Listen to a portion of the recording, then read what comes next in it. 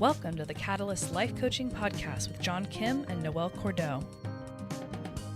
If you're inspired to begin your own life coaching practice or just want to learn a little bit more about what it's all about, visit JRNI.co. That's JRNI.co for more information. Your adventure awaits. Hey guys, today on the Catalyst Life Coaching Podcast, we are going to talk about how our voices don't belong to us, and we're going to try to answer as many questions as we can. Noelle Cordeaux, how are you? I'm well. How are you? I'm doing well. So we talk a lot about life coaching or anything under the umbrella of life coaching, and I had a session the other day, and this person, she was talking about all the voices that we hear, or that she hears in her head, and I could definitely relate because I hear a lot of voices in my head throughout the day, and they're conflicting. And as we were processing, I had this revelation that a lot of voices that we hear actually don't belong to us. And what I mean by that is, they're the residue from parents, from past relationships, from society, from, our siblings, our friends. And so I wanted to ask you, Noelle, what do you think of that? And how much of what goes on in between our ears are actually not our truth, but from external sources? It's such a big deal, and it's such a reality. Mm-hmm. And it's something that I think everyone must contend with. As you were talking, I was thinking about all of the clients that I've worked with to specifically identify what that voice is and where it came from. And a really important piece of this from a coaching technique is to identify how old you were when that voice first showed up. And there's actually a technique that we teach in the Catalyst Intensive called Gremlins. And this technique is designed to help people work with those voices. And the way that it works is it relies on externalization, where you take that voice, you give it a face and a name. Perhaps you even figure out how old you were when that voice first came to be. And then you get it outside of your body and you contend with it as it is, as its own entity. And you can then, that trips your prefrontal cortex into functioning, whereas before your limbic system was functioning, and your limbic system governs your emotions. Your prefrontal cortex governs logic. So when those voices kick up, we're in our emotional brain.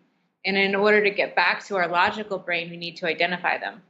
And we all know that when we're in our emotional brain, we may make a lot of decisions based on emotions that, aren't necessarily true. And we may be reacting, or we may make decisions that we regret later because we're pulling from emotion. Oh, yeah, 100%. A fun fact about our brains is that when our emotional brain turns on, our logical brain turns off, and the two are incapable of functioning at the same time.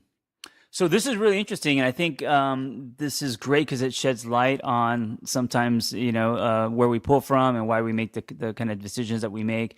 And also, I think that if we are making decisions that are not completely honest to us, but they're impacted by other voices that we hear, things that have been ingrained, old blueprints, etc. And they may also be your own voices, but not from your current self. So you may be making decisions on a lot of who you used to be and how you used to think, not so much who you want to be.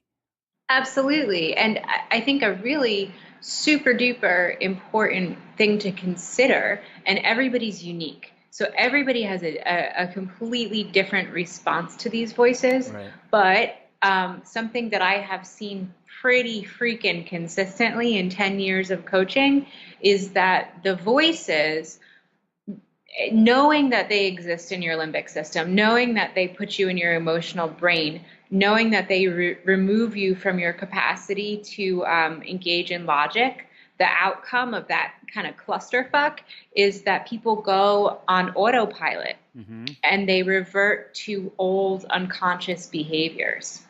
Right. And, our unconscious, our subconscious is like 90% of that's where we pull from. It's not logic. It is. And I have a great example that I want to give from one of my own clients. Yeah, for sure. So I was working with this client on weight loss, overeating, eating. And so as a coach, my job was to kind of get in her head with her and understand what happens from a 360-degree perspective. So, what's the behavior that she wants to stop? She wanted to stop binge eating. Okay, well, when do you binge eat? I binge eat when I first get home from work. Okay, well, walk me through what happens when you walk through the door and you get home from work. Well, the first thing I see is my empty apartment and it's dark. Okay, well, what happens next? And she told me that this voice started playing in her head saying, you're old, you're fat, you don't have anyone to share your life with, you don't have children, you're a failure as a woman.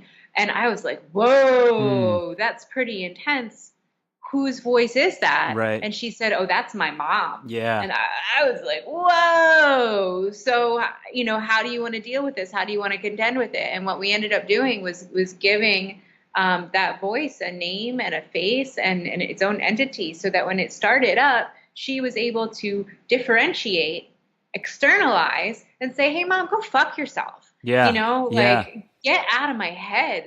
And so that way she didn't unconsciously walk to the pantry, which is what was happening, and just eat bag after bag of chips to self-soothe, which is a perfectly normal reaction if you have all that, noise going on in your head.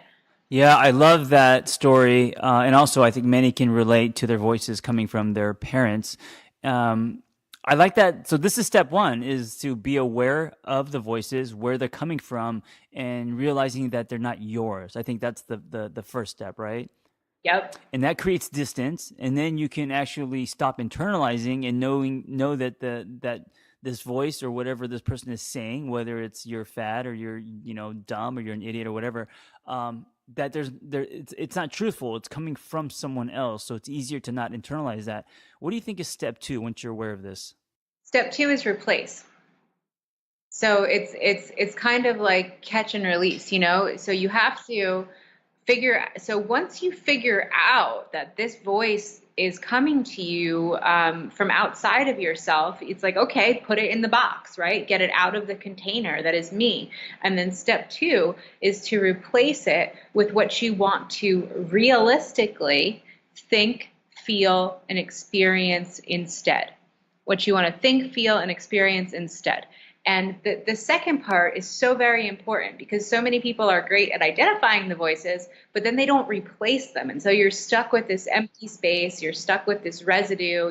You're stuck with, as you said, an absence of your current identity, right? So when you replace the thought, from a neurobiology perspective, what's going on in your brain is that neurons that haven't ever met each other before start ramming into each other because this is a new way of thinking and being, and then they fuse and they form a new neural pathway that is a new road for your thoughts to travel down, and that is how you rewire your brain using neuroplasticity so that you're no longer subject to those really terrible, gut-wrenching feelings that often accompany those icky voices. Thank God you're the other half of this podcast because I talk to myself a lot all day and I have another podcast, but it's refreshing to have some science behind me, Well, we're a team. Yeah, absolutely. So I love this, and I think that many can relate to hearing the voices. And then so the step one is to create distance by recognizing that some of your voices are not yours. And then step two would be to replace them. And I love that you said experience, right? Yes. I'm a huge fan of experiences. I think there's nothing more convincing than an experience. So, we could visualize, and I know there's a power in that. I visualize all day. I'm a dreamer. I see things. You also mentioned feeling in your body, which I think is huge, right? The mind-body connection, but also giving yourself a new experience. And so you could think, for example, if you've been in a toxic or abusive relationships, you could think about what a healthy one would look like. You could read about it. You could watch video courses on it and all that. But when you actually give yourself that experience and you actually taste it, I think that's the most powerful as far as internal shifting. It is, and this doesn't have to be revolutionary. I think people listening might say, "Well, how do I give myself that experience?" Right.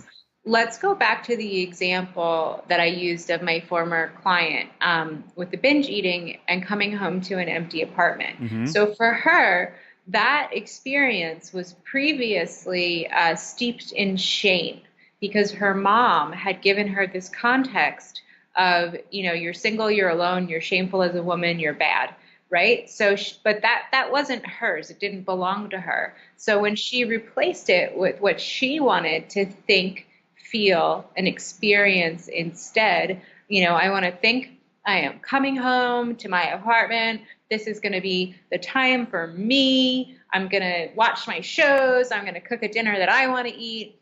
I want to feel a sense of control. I want to feel a sense of empowerment. I want to feel a sense of connection with myself. And I want to experience my beautiful apartment. I want to experience Right. the ways that I have lovingly decorated it. I want to experience being in this space that I have created for myself. And that's how you shift it. That's how you rewire. Yes. And guys, listening, think, feel, and experience. Memorize that because it's such a great, simple, just a life tip in general, you know? Oh, yeah. And what we're doing here is we're actually running through the cliff notes of two complex techniques that we teach in the Catalyst Intensive. So guys, if you're listening, you want to be a life coach, you like this stuff, come on in, we teach it. Yeah. Another thing that I want to talk about is what happens in your body and the mind-body connection and how we can kind of work with this stuff. So there's something called negative automatic thoughts. Right. And they're based on outside stimuli. They're like triggers.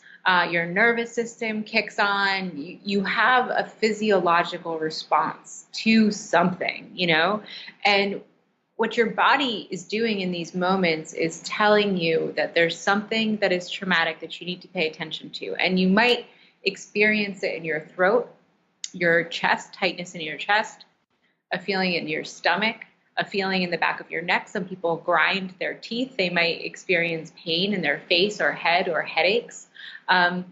These are all somatic responses. And I think every single human out there can relate to that feeling of being unsettled and not quite right. Mm-hmm. Absolutely. So when you're replacing the technique, when you're using the replacement technique, it's also really important to consider how you want your body to feel. And when you do this across the board from somatic resonance, soma is your body, through your head, you can entirely shift your full body response to outside stimuli that used to give you these really bad feelings. And with repetition and consistency of awareness and then replacement, you won't experience the somatic negativity. Yeah, I think we live in a world where, and I'm guilty of this, we run so much on logic, right? Our checklist, the things that we need to do, we're constantly thinking logical. But when we start talking about the work in body and feeling and experiences, to me, it makes the world more three-dimensional, and it kind of pulls you out of the logical plane and puts you into the here and now, and also connecting with yourself, which I think most of us, because of life, we've disconnected with ourselves. Like we've just become logical creatures. Oh yeah, we're so. And we are so Hence yoga disconnected from our and bodies. meditation, everything else that's exploding. Well, even all right. So think about going and sitting down in a restaurant or at a bar or in a park. 80% of the people are going to be on their fucking phones, not aware of their surroundings, not engaging with other humans. They're not embodying their bodies in this moment. Like when you guys do that, you're completely detached from yourself, from your surroundings. You're engaging your dopamine centers and your limbic system, and you're not allowing yourself the embodied experience of living in 3D in the world that we exist in. Noelle told me once to smile more because no one in Los Angeles even makes eye contact, let alone smile to people. And I was like, why? What is that? What's the point of that? How is that going to help anything? But, again, the experience, the human connection, the dopamine that shoots into your brain, right? All of that stuff.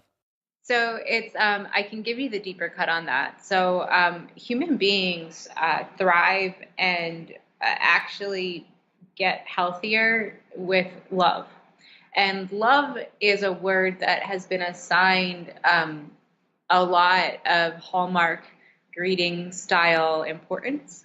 And what love actually is, in a neurobiological sense, is a moment of micro connection between a human and a human, or a human and a conscious animal, like your dog, where you are agreeing in that moment to give each other mutual care. So it can be as simple as smiling at someone jogging by you as you're sitting on the park bench. It can be as simple as saying, have a great day, and making eye contact with the person who has just poured your coffee, rather than being on your phone with your earphones in and walking away. And when we do that, when we have those exchanges of micro moments of connection, it causes cardiovascular healing and actually repairs your heart from all of the damage that negativity and fear and scarcity and pain causes to your body. That's really interesting. Yeah. And also, something I use that example because smiling at someone is just so simple. It's something So that, so small, but it's not small, it's huge. it's huge, and it's becoming obsolete in our society. Which is sad. Which is really just incredible. We're becoming a fucked up indoor species that doesn't know how to connect with each other. So I want to switch gears. Or what Noelle and I do, we do a little question roulette, and so we take about 4 minutes. And what's fun about these is, so I get about 80 questions every time I post it on Instagram, and they only have about a sentence or two to ask me the question. So these are kind of hilarious, and Noelle and I will do our best to answer them. Okay, Noelle, you ready? I'm ready. All right. So question 1, and I'm just picking them randomly. What are some tips on getting over someone you love so deeply? Oh, I'm Jeez. not the right person to ask that question of. Next. Next question. Okay. Well, you know what? I like Poison. I think Poison is a great method. The band? What are you talking about? Poison? Poison, The 90s band? Poison removes the problem. Go on. Next question. Yeah, and I just want to say, I'll just say one thing to that. I think we all get into the habit of playing the highlight reel and feeling all the great stuff that happened in old relationships, but we rarely play the documentary. So my advice is to start playing the documentary and know that it broke up, or you guys broke up for a reason. Okay, next question. Can you love someone that you lost respect for after admitting they had sex with another? So this is about infidelity. Yeah. So I like Esther Pearl. Oh, For she's this. amazing. I love her. She's amazing. Yeah, She's so amazing. smart. So Esther Pearl and her husband have been married for a really long time, but she describes them as being on their like 7th or 8th or 9th marriage as a couple, and that every time something shifts relationally, they have to renegotiate their marriage and kind of like start all over again and essentially choose each other again. And I think, the really important realization here is that when you go through a process of something has shifted in your relationship, whether it's the birth of a child or whether it's infidelity or whether it's moving to a new state or a new home or, something in one or both of the partner's complex identities has changed, you need to renegotiate, and things are not going to go back to the way they were before, but there's also an opportunity for things to continue in a different state, in a different form. And how exciting is that you're not with the same partner throughout your lifespan. You're with the same person who will be many different partners to you throughout your lifespan. Love that answer. This is from our friend Andy. Would you rather every time you have sex, it lasts for 5 minutes or for 5 hours? Now, Andy is personally my favorite naked man. Yes, he Like, will be nude again when my book comes out. like, so, props to Andy for being my absolute favorite John Kim male model. So, I mean, I 5 minutes or 5 hours? 5 hours is a long time. that's Tantra, right? Yeah, but every you know time you what? have sex? There was a great quote about Tantra that I read. So you give your answer and let me pull up the quote because I think it's a good one to read. You know what? My initial thing was, my initial thought was 5 minutes because there would just be 5 magical and meaningful minutes. But now that you mentioned Tantra, um, I would just have less sex. But when I do have sex, it would be fucking epic and it'll last for 5 hours. So it'd be almost like an event. So let me frame for you differently. What if sex were an experience that lasted for 5 hours and foreplay was going swimming and then preparing dinner together, and then Ooh, I like that. right? Yeah. So I Because have most the people think foreplay starts when you take your clothes off, right? right. It doesn't have to. It can be a letter. It can be a wink. It can be I'm just awake. Hey, right. I'm alive. That's foreplay. Right. So here's the quote, and I have to give Erica Hart credit for this. And if you guys have never checked out Erica Hart, she's a colleague of mine and a really phenomenal activist. And she says, "What is liberation?" And the definition applies to Tantra. It involves full integration of mind, body, and spirit. One does not contribute to a liberated existence without all three.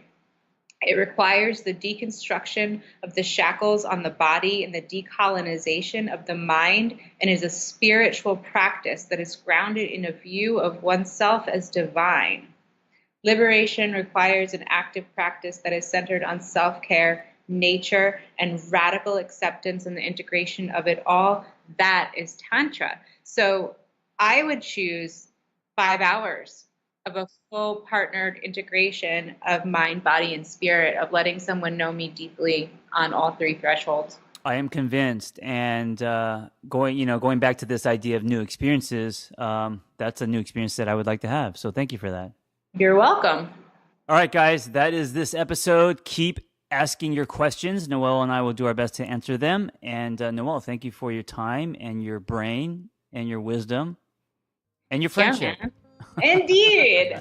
All Awesome. the things. Guys, when you're out today, smile at someone. Take care. All right, be well.